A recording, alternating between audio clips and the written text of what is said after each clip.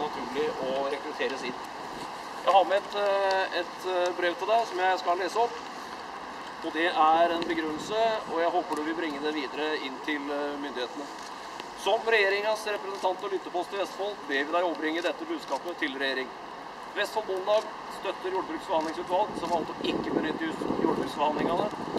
begynne jordbruksforhandlingene fordi regjeringen svikter egne ambisjoner.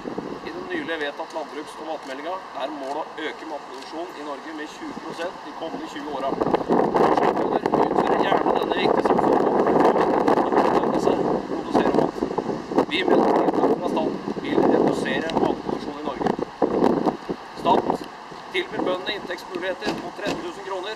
Andre grupper kan regne med en inntektsvekst på 17. I tillegg ligger vi på et enormt lavt nivå. I stedet for å tette inntektsgapet velger staten å øke forskjellene.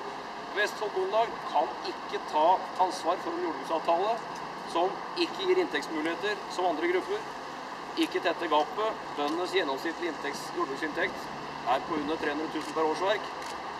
Vi kan ikke ta ansvar for en avtale som vil redusere norsk matproduksjon og gi et dårligere grunnlag for rekruttering. Det reduserer mulighetene for rekruttering. Vi bønder har ingen illusjon om inntekt for å bli bønder, og bare ikke bli den viktigste grunnen til ikke å bli det.